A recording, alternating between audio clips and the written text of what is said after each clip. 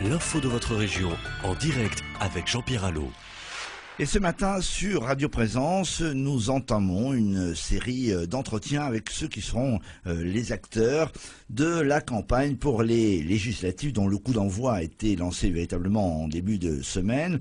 Alors nous avons pris le parti sur Présence de nous intéresser à 3 circonscriptions test. La première d'entre elles, c'est la 3e de la Haute-Garonne, et où sont en compétition plusieurs ténors garonnais fort connus.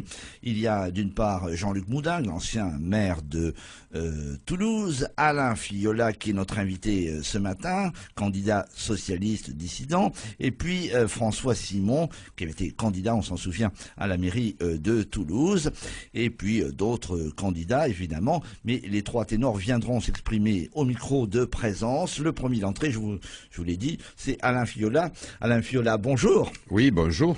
Alors, vous êtes originaire de Saint-Giron, dans l'Ariège, faut-il le rappeler. Vous êtes fils de réfugiés espagnols. Vous avez 63 ans.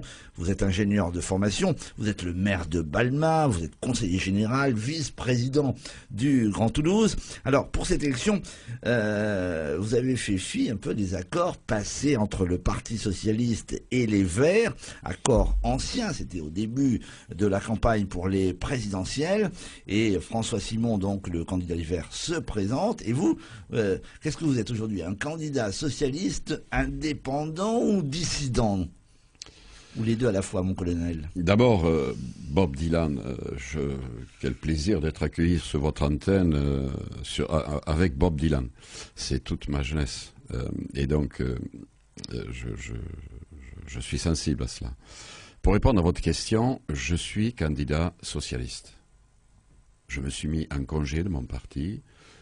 J'ai quitté mon parti. Parce que je suis en désaccord avec la décision qui a été prise sur ma circonscription, non pas sur le fond d'un accord avec les partenaires écologistes, mais simplement sur le fait que les écologistes, en nommant François Simon, n'ont pas mis une personnalité qui, de mon point de vue, est suffisante pour battre le représentant de l'UMP, qui est Jean-Luc Moudin. Qui est un poids lourd, on peut le dire. Bien évidemment, mais on est tous des poids lourds, ça dépend de nos âges, nos expériences et notre physiologie. Donc non, ça n'a rien à voir. Bien sûr que c'est un poids lourd au sens où c'est une personnalité politique locale, Jean-Luc Moudin, comme j'en suis une, comme François Simon en est une, certainement de façon un peu différente en ce qui le concerne, et d'autres personnalités locales. Donc j'ai expliqué les raisons de mes réticences à l'intérieur du Parti socialiste, et je l'ai fait avec véhémence, mais certainement insuffisance, puisque je n'ai pas été écouté. Et je considère aujourd'hui que je ne peux pas accepter l'idée, parce que je suis un homme qui est engagé dans la vie publique et dans la vie politique, je ne peux pas accepter l'idée de laisser sans réagir le représentant de l'UMP, dans le contexte actuel, en plus se faire élire député. Et je pense qu'on aura l'occasion de revenir là-dessus. Donc vous voulez transformer l'essai marqué avec l'élection de François Hollande à la présidence de la République, tout en ayant votre ligne de conduite très, très indépendante. Quels vont être les axes de communication? Sur quoi, sur quel dossier vous allez vous battre pendant ces 3 semaines? D'abord, ce qui me paraît le point majeur, François Hollande est le président de la République.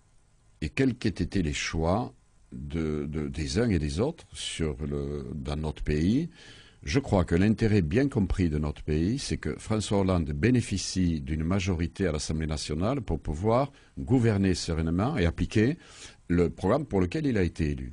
Une majorité à l'Assemblée nationale, ça veut dire une majorité forte, une majorité fidèle, une majorité loyale. Voilà. Je suis socialiste. Certains me qualifieront au sein du Parti socialiste et m'ont qualifié depuis tant d'années comme faisant partie de cette ligne dite social-démocrate au sein du Parti socialiste, plutôt modérée. Et je le revendique. C'est d'ailleurs la ligne de François Hollande. Et je fais partie de ceux qui l'ont soutenu j'ai mené sa campagne au premier tour, au second tour de l'élection présidentielle. Je le connais depuis longtemps. Je l'ai même accompagné il y a un peu plus de 10 ans lors des élections européennes, puisque je figurais sur sa liste et j'ai eu l'occasion de le côtoyer de près. Je le connais bien. C'est un homme de qualité. Nous avons un président de la République, et la récente actualité le montre, qui est rentré dans les habits du président de la République et qui l'a fait avec honneur et avec qualité. Donc je veux je fais partie de ceux qui veulent, à ma place, très modeste place, je fais partie de ceux qui veulent qu'il bénéficie d'une majorité à l'Assemblée nationale. Donc vous allez le soutenir. Est-ce que finalement vous n'allez pas avoir le comportement de celui qui dit « je me suis mis en marge du Parti socialiste » et puis une fois que vous serez élu au Palais Bourbon, vous réendosserez votre habit de socialiste Mais je ne l'ai pas quitté, mon habit de socialiste.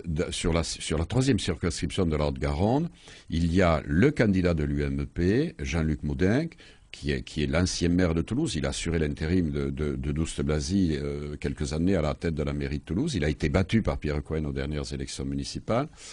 Il y a François Simon, qui est le candidat écologiste. Vous avez rappelé qu'il a été candidat également aux élections municipales à Toulouse et qui a été battu sur la tête d'une liste altermondialiste en 2008. Il y a je suis candidat et je suis le candidat socialiste parce qu'il n'y a pas d'autres socialistes. Alors, François Simon bénéficie, dans le cadre d'un accord avec le Parti socialiste, du soutien du Parti socialiste. Je respecte cela et je m'adresse aux électeurs en leur disant pas de confusion là-dessus.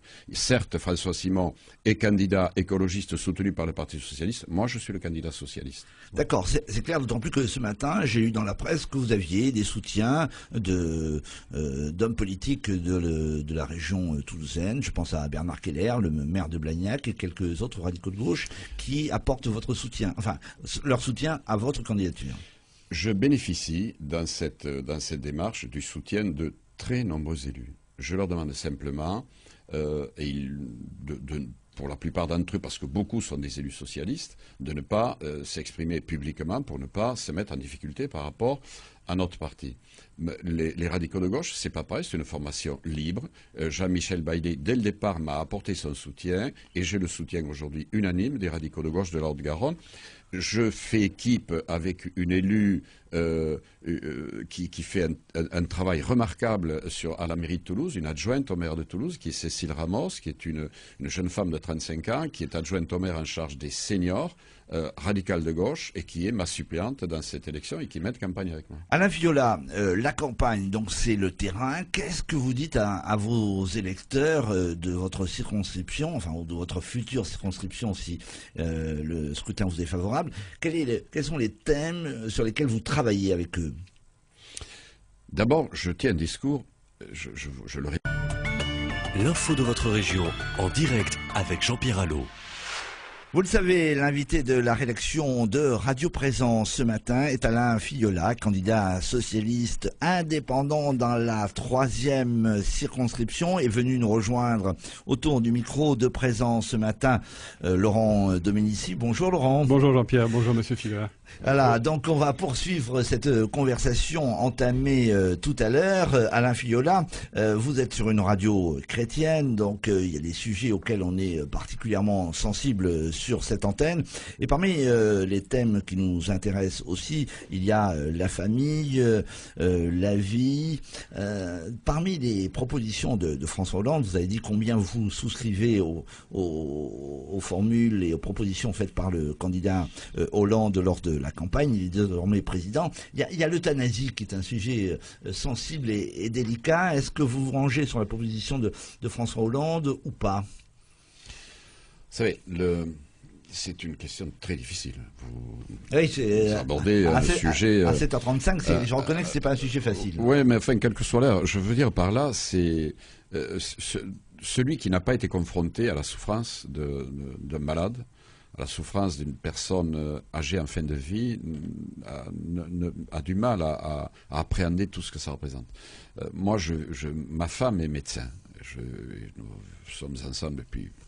Oui. Depuis de très nombreuses années. Bravo. On parlera peut-être de la famille, hein, parce que c'est quelque chose qui est important dans ma vie. Et donc, nous parlons souvent d'un certain nombre de sujets de société, notamment celui-là. Très sincèrement, je crois que il faut aider les personnes en fin de vie. Il faut les aider.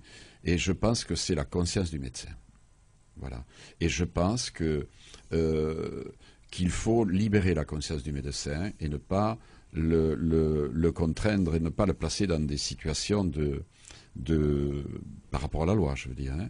Voilà. Sûr. Donc, je suis plutôt favorable à un assouplissement de la loi en ce qui concerne l'accompagnement de la fin de vie. Laurent Dominici. Oui, je crois que vous avez raison de dire que ce sont des questions très, très sensibles et que c'est un peu brut de les aborder. Ouais. Ainsi, en même temps, c'est des questions de société fondamentales. C'est pour ça qu'elles nous sont assez chères. Il existe tout un tas de dispositifs d'accompagnement de la fin de vie, en particulier les soins palliatifs qui, me semble-t-il, font vraiment leur preuve. Oui. Et je ne peux pas m'empêcher de me demander si, finalement, en ouvrant davantage les portes, tel que c'est inscrit dans le projet de François Hollande, on ne risque pas de compliquer encore la tâche du médecin. Parce que dire, comme le dit le projet de François Hollande, que selon certaines conditions, si la souffrance physique ou psychique est insupportable, et si on ne peut pas les apaiser, etc., on peut bénéficier d'une assistance médicalisée pour terminer sa vie dans la dignité. Ouais. Le résultat fait que, au contraire, j'aurais plutôt le sentiment que comme médecin, on se retrouve avec d'autant plus de poids parce que le cadre réglementaire n'aide pas à protéger la fin de vie. Le cadre réglementaire, aujourd'hui, dans un certain nombre de cas, prolonge la souffrance. Voilà. Et la position exprimée par François Hollande, la proposition de François Hollande, c'est peut-être de mettre en place un cadre qui peut mettre un terme à la souffrance. Alors, on joue sur les mots, là, c'est un peu langue de bois, hein, ce que je vous dis, et je m'en excuse, parce que le sujet est trop sérieux, et trop, surtout par rapport aux chrétiens. Le sujet est éminemment sérieux, la question de la vie est éminemment sérieuse, mais, enfin, sérieuse. Elle l'est pour tout le monde, précieuse, mais sur le plan de la pensée, sur le plan de la spiritualité. Je dis, moi je pense qu'il faut effectivement donner aux médecins une certaine liberté par rapport à cela. Alors je sais les risques. Je les mesure, les risques, la facilité. Les médecins, c'est des hommes et des femmes comme tout le monde. Et il y a ceux qui sont habités par le serment d'Hippocrate, et puis il y a ceux qui sont habités par leur banquier. Donc voilà, pour faire simple. Hein, et je connais bien le milieu médical. Et donc, je sais... Vous connaissez l'existence d'établissements, par exemple en Suisse, qui sont souvent des établissements pour venir terminer sa vie avec un peu de confort. Et... Voilà. Oui, mais moi j'ai vu... C'est quand même un peu effrayant. Enfin, je sais, mais j'ai vu la souffrance, peut-être l'avez-vous vu aussi, la souffrance de personnes en fin de vie qui terminent leur vie dans des conditions atroces. Voilà. Et peut-être faut-il là les aider à terminer leur vie. Un autre sujet qui a alimenté la Donc vous campagne. Voteriez, s'il y a un projet de loi, vous voteriez Vous voteriez dans ce sens-là. Dans la campagne pour les présidentielles, il y avait un sujet qui a été aussi sensible, c'est le mariage homosexuel par exemple, donc ou entre deux personnes du même sexe. Vous vous rangez derrière la position là aussi de François Hollande là-dessus, ou vous avez une réserve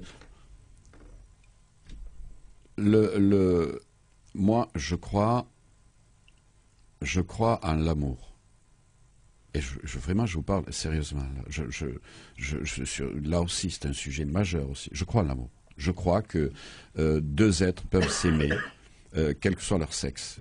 Et je pense que l'amour n'est pas uniquement constitué de sexe opposé, de personnes de sexe opposé, etc. L'amour n'est pas lié uniquement à la reproduction de l'espèce. L'amour, ça transcende tout ça. Et je crois, parce que j'en connais, des personnes de même sexe qui s'aiment profondément et qui ont envie de partager leur vie et qui ont envie de mettre en commun leur vie et qui le font. Alors, il existe déjà un cadre, qui est le Pacs. Oui. Il existe déjà un cadre qui a été très critiqué et qui néanmoins remplit son rôle.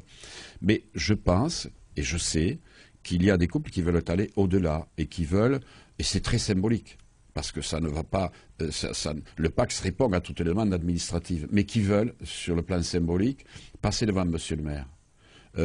Et j'ai jamais été confronté à ça. Je suis maire depuis 17 ans, j'ai jamais été confronté à ça. Je pense que si demain j'étais confronté à ça, je le ferais dès lors que c'est comme tous les couples, sont portés par l'amour, je le ferai sans hésitation.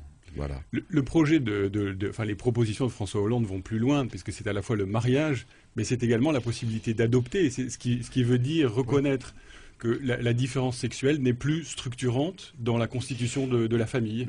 Je pense que vous avez raison de dire que la différence sexuelle n'est pas totalement structurante de la constitution de la famille dans les propositions qui sont portées par le président de la République, reprises par Barack Obama. Oui, tout récemment. Donc, oui, je veux dire que le sujet va bien au-delà des frontières de nos territoires, parce que évidemment la question de l'homosexualité d'une part, de l'homoparentalité d'autre part, est une question qui est portée de tout temps, depuis que l'humanité existe. Il y a cette question-là parce que la sexualité n'est pas. Voilà, c'est comme ça, c'est un fait, et puis voilà, n'est pas simplement le fait d'hommes et de femmes de sexe opposé, c'est aussi la sexualité, et donc l'amour, et donc le désir de famille est aussi porté par des personnes de même sexe. Pour répondre à votre question sur l'adoption d'enfants par des couples homosexuels, très sincèrement, quand on voit le manque d'amour, le manque la misère affective d'un certain nombre d'enfants qui sont élevés dans des foyers, quelquefois dans des familles d'accueil, et quelquefois dans le monde entier, dans des conditions qui sont extrêmement dures pour eux. Moi, si un enfant peut être élevé par un couple d'hommes ou un couple de femmes qui s'aiment, qui portent l'amour et qui ont envie de donner de l'amour à l'enfant, il se trouve que je connais, dans ma vie personnelle, je connais un couple qui élève un enfant comme ça, c'est un enfant heureux. Voilà. Et c'est un enfant aimé. Et par conséquent, je suis aussi, je sais bien ce que... Bien sûr, vous connaissez les sujets. Non, mais vous n'avez pas le sentiment que en légiférant là-dessus, on casse un cadre qui est un cadre structurant, qui est un cadre qui oriente l'ensemble de la société, qui n'est pas juste une affaire ponctuelle où, tiens, on ouvre une petite porte, si vous voulez, mais on casse des repères symboliques qui sont structurants et fondamentaux pour notre culture. Franchement, je ne le crois pas. Je crois pas. Je crois que le repère, et il n'est pas que symbolique, il est fondamental. Le repère, le cadre, c'est la famille, le père, la mère, les enfants. Voilà, c'est ma famille, c'est la famille de mes enfants, c'est ça le cadre. Et puis à côté du cadre, il y a l'expression de l'amour sous toutes ses formes. Et ça ne peut pas ne pas parler à un chrétien quand on parle d'amour. Parce que c'est pas une facilité, vous savez. Des hommes et des femmes de même sexe qui vivent ensemble sont confrontés à un regard qui a évolué avec le temps, mais sont confrontés à un regard extrêmement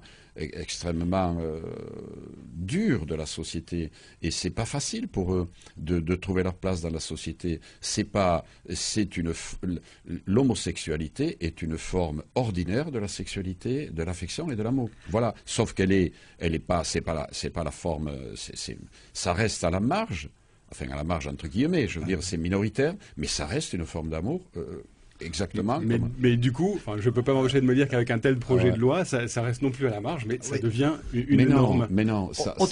Autre point, je voudrais qu'on examine un autre point important, c'est l'enseignement. On sait que l'enseignement, c'est important. François Hollande a proposé, bien sûr, des créations d'emplois dans le domaine de l'enseignement immédiatement pour la rentrée prochaine. Alors, quel est le discours que vous tenez? Est-ce que seul l'enseignement privé et l'enseignement public va bénéficier de ce soutien-là, ou est-ce que vous voulez l'élargir à l'enseignement avec un grand E?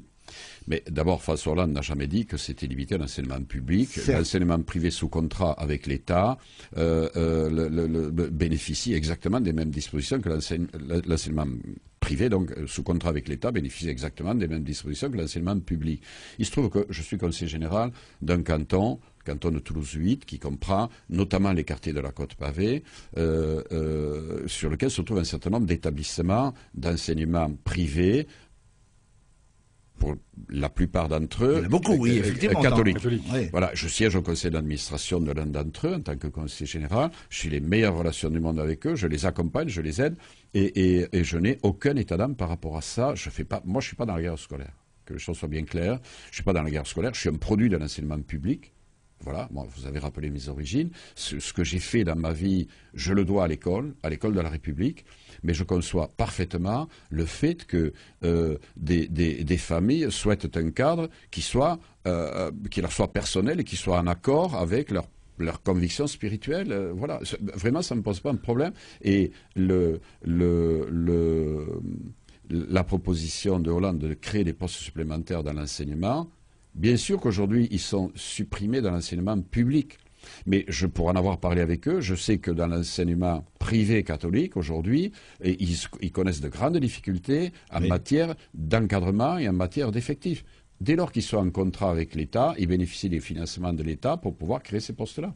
Voilà. Et donc, il faudra qu'il soit répondu à ces demandes-là. On arrive au terme de cet entretien. Déjà, Fiola. Oui, déjà, vous voyez, une demi-heure. Je vous remercie de votre sincérité sur les sujets délicats qu'on a évoqués ce matin. Il faut les assumer. Il faut les assumer, absolument. Voilà. Un dernier mot pour qualifier votre campagne. Allez, un qualificatif pour justifier votre action auprès des électeurs que vous sollicitez dans 3 semaines. 2 choses, si vous m'y autorisez. La première, je ne suis pas porté par une sorte d'ambition personnelle. J'ai déjà eu l'occasion de dire à certains de vos confrères, j'ai 63 ans, j'ai eu un parcours personnel, professionnel, qui m'a beaucoup apporté.